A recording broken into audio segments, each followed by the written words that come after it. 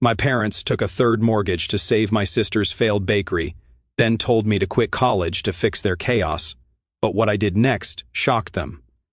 I, a 19-year-old female, have an older sister who is 23 years old, and she's the golden child for my parents. Full disclosure, I don't think my parents even wanted to have me and have always made it a point to make me feel ignored and unwanted. I was always the less important kid, and they would discourage me from doing anything that would steal the limelight from my sister. My sister herself is pretty damn ordinary. I'm going to be blunt and say that she's just not as good as me in any way whatsoever, yet she's the one my parents have always hyped up and supported. I was always better than her in academics, in sports, and just outdid her in every area. I think part of it was because I'm really competitive since I wanted the attention and affection that my parents showered on my sister. I kept trying to outdo her at everything so that they'd love me, but that only made them dislike me more, and they'd call me an attention seeker.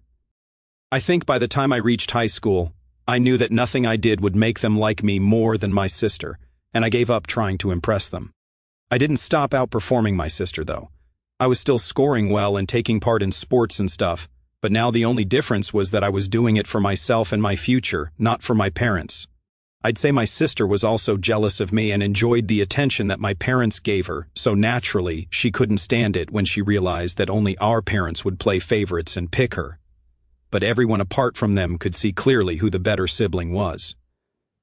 I put in my best efforts to make her my friend, but she was always too full of herself to even consider being nice to me. So, by the time it was time for me to go to college, I wasn't on good terms with anyone in my family, and I think we were all really relieved to get rid of each other. I started college 2 years ago, and I'm a business major because I've always fancied myself an entrepreneur. I don't have to pay the full tuition either because I got a scholarship, and whatever amount I do have to pay is covered by my best friend's dad. My best friend is well aware of my family situation and also knows that they would never give me any money if it meant that I would stand the chance to do better in life than my sister. So, her dad stepped up and paid for my spot so that I wouldn't have to ask my parents for money, and neither would I have to get a student loan. 60% of my tuition has been waived because of the scholarship anyway, so it's not a lot of money that he has to spend, but I'm still really grateful to him. I obviously do plan on returning the money to him eventually when I have the means to, but for now, he's the one who's handling my education as well as his own daughters. They're really rich too. Unlike my own family, so it's not a problem for them. And I'm really lucky that they're so generous. Unlike my parents. My parents think I'm studying here for free because I told them that 100% of my tuition would be waived. And they were greatly relieved because they wouldn't have to spend a single dime on my education and could continue spoiling their eldest daughter. I'm also working a part-time job as a tutor to cover other expenses, and I get by somehow.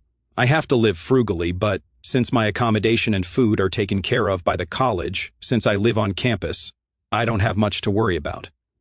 My family is not very financially stable, and my parents had already mortgaged all their jewelry and my grandpa's house 4 years ago to be able to fund their textile business. While it helped a little, they're still not doing as well as they'd like to. They don't let me have a say or advise them either, so I can't help them. I used to be really paranoid about their debts until I read somewhere that since I'm not a co-signer on their debts, I'm not going to inherit them either. Since then, I've stopped caring because they don't want my help, and I don't want to waste my time helping people who don't respect me or my business acumen. Yesterday, however, I received a call from my parents in the afternoon where they told me that my sister was in trouble, and so were they, and they needed my help to bail them out of this. Apparently, my parents had mortgaged the house they currently resided in almost a year ago to fund my sister's bakery. My sister had no idea how to run a business, since she'd never gone to college, and neither was she that good at baking either, so I don't know why any of them thought it was a good idea. They'd never told me about the loan, and I wasn't interested in where they got the money from to help her start her business, so I never found out about the mortgage until they told me themselves. Now they demanded that I come back and help them handle all their accounts and run their business because my sister had to shut hers down since it wasn't making any money. They wanted me to start working full-time so that I could contribute to the family, bail them out, and join the family business to manage it. They actually expected me to quit college so that I could do all of this and said to me in a very matter-of-fact voice, as if this was a normal demand to make. When I asked them why exactly I would quit college for their sake, they told me that as a member of this family, I owed it to them since I wouldn't be able to go to college, run the family business, and work a second job all at once. I had to quit one thing, and they thought college was the most obvious option since it required me to stay away from home anyway, and would be one less obstacle in my way. I was actually speechless that they were saying all that so casually, as if they weren't just asking me to sacrifice my future because they were stupid and had no idea how to manage their money. I lost it while my dad was telling me that my sister needed my help, and that if I didn't want to lose my home, I needed to come back right away and get to work. The sheer audacity of that got under my skin, and I ended up telling him that I didn't owe them anything and that what happened to him, my mom, or my sister was none of my business because I didn't think of them as my family at all. They'd never treated me like their own, and it always made me feel bad about myself, and now when they needed my help, they wanted to play happy family all of a sudden. When my dad argued, saying that even if I didn't want to come back for the sake of my family, I could at least come back for the sake of the place I'd called home for the past 20 years, I told him that place was never my home. It was nothing more than a house for me, and that's what I told him before disconnecting the call and blocking my family everywhere. I'd still even bothered to keep in touch with them because I'd hoped that someday they'd change, but it was as clear as day to me now that that day would never come, and I was sick of waiting for them to be decent people.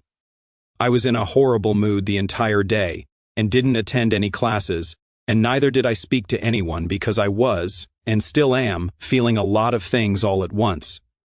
I feel really angry that my parents not only wanted but even expected me to give up my future and my dreams just because my sister had messed up big time, and so had they, honestly.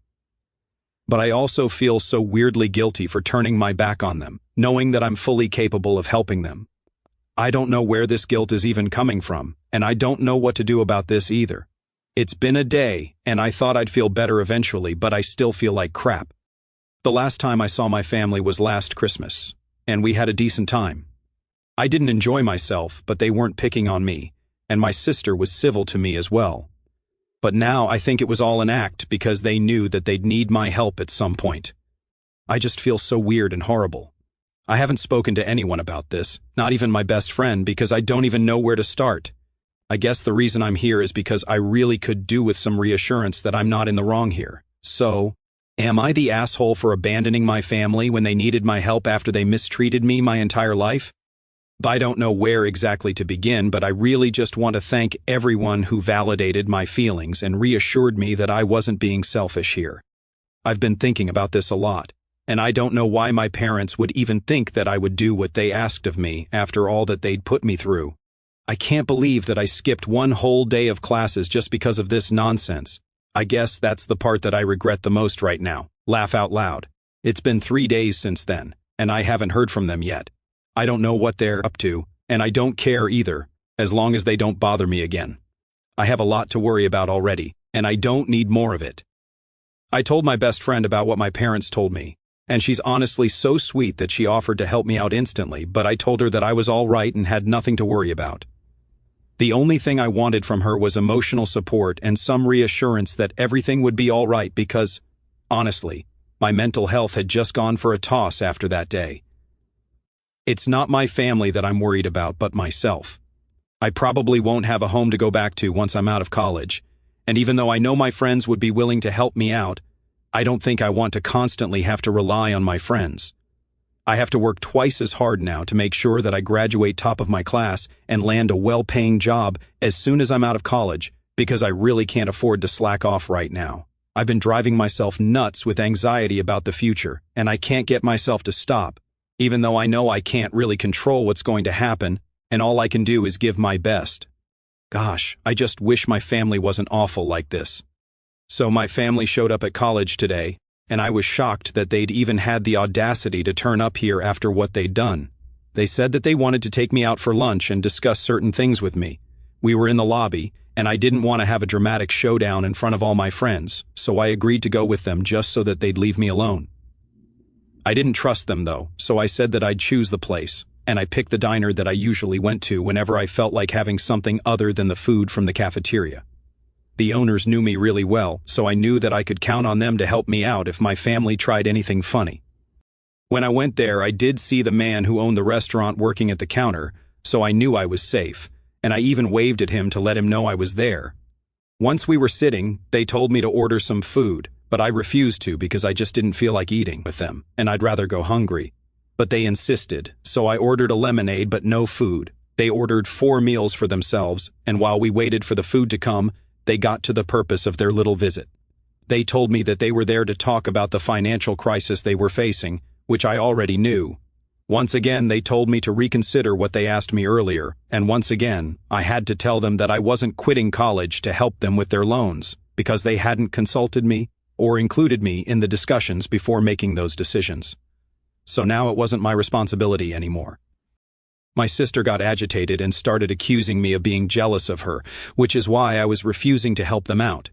This was laughable since she literally had nothing that could make me feel jealous. She was the one who'd always been insecure because of me and not the other way around. Speaking of which, a lot of you said that I sounded bitter and resentful while talking about my sister in the first post, and I just want to touch on that before I continue. So, yes, I most certainly did sound that way, and it's because I am bitter and resentful.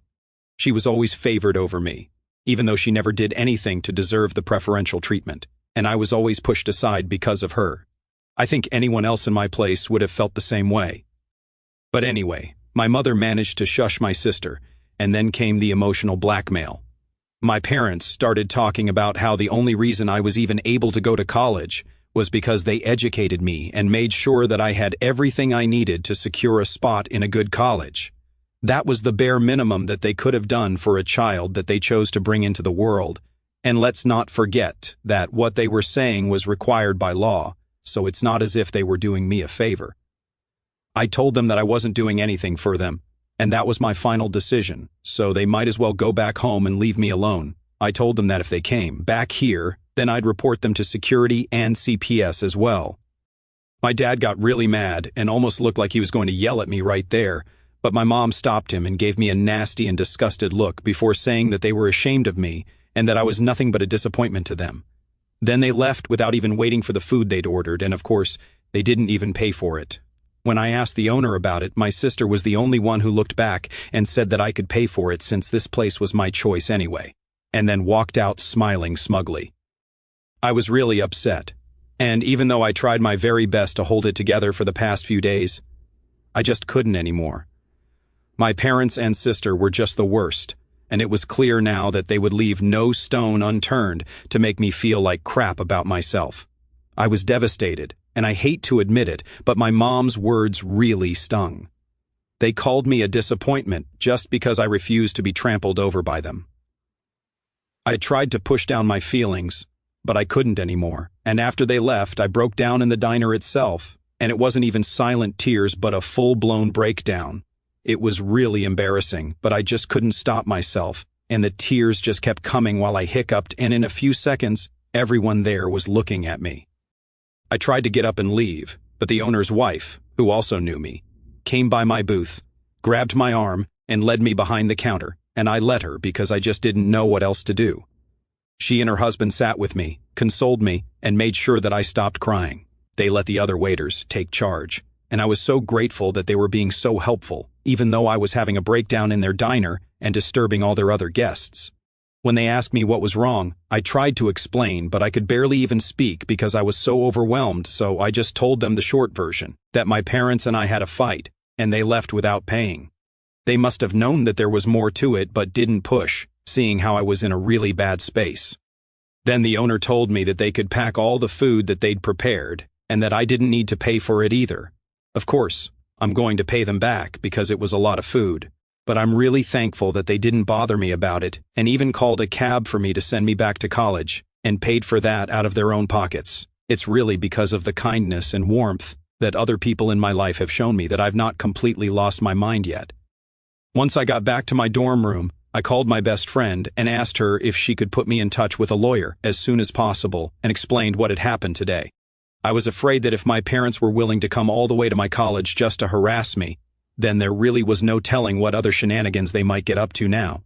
Since I already refused to help them, they had nothing to lose now and would probably try even harder to bother me and get under my skin.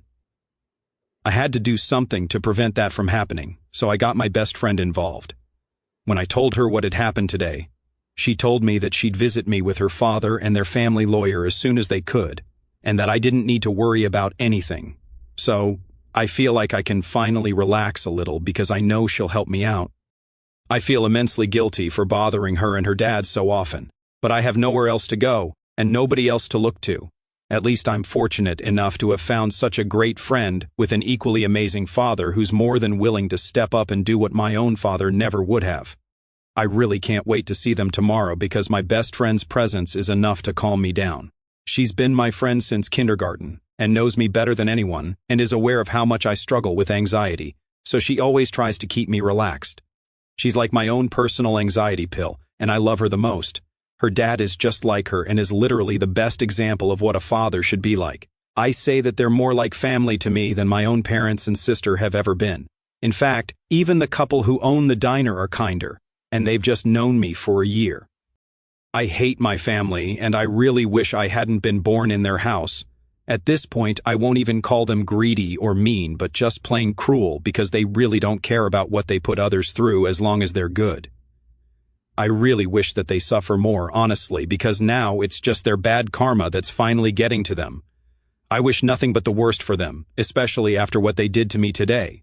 Today was just unforgivable. I've been kind of busy with work and a lot of other things, so I haven't been active here, but again, thank you guys so much for your kind words.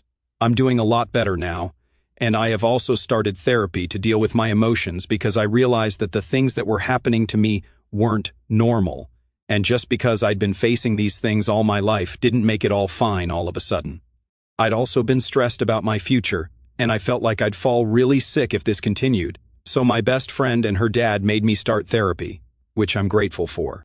3 weeks ago, my best friend and her father arranged for me to meet with their family lawyer, initiating the process of securing a restraining order against my family, which we plan to file within a few days. Their visit came at a critical moment, as I was grappling with the emotional turmoil caused by my parents' unexpected appearance at my college.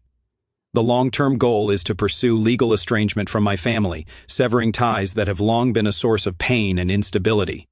That day, when my best friend and her father arrived, just 1 day after my parents' distressing confrontation, I was an emotional wreck, overwhelmed by a torrent of anger, guilt, and despair. Their presence, however, was a lifeline. My best friend's father, with his calm and reassuring demeanor, told me that I had nothing to fear as long as they were by my side. His words carried a weight of sincerity that moved me deeply, particularly when he said I was as good as his own daughter. This affirmation felt like a balm to the wounds inflicted by my own family's neglect. My best friend, whose mother passed away mere months after her birth, echoed his sentiment, saying that if she were to have a sister, I would be the kind of person they'd envision. Their words pierced through the guilt that had been gnawing at me, reminding me that I was not the burden I feared myself to be. They assured me that their support was given freely, without expectation, and that they were genuinely happy to stand by me during this challenging time. The following day, I met with their lawyer to discuss the legal steps ahead. Unfortunately, both her father and the lawyer had to return to their professional obligations shortly after, but my best friend stayed with me for several days, a gesture that meant the world to me. Her presence was a source of comfort and joy, transforming those difficult days into moments of lightness and reprieve. We spent time together, laughing and sharing stories, which allowed me to momentarily set aside the weight of my family's actions. It was she who gently but firmly insisted that I seek professional help to navigate my emotional struggles.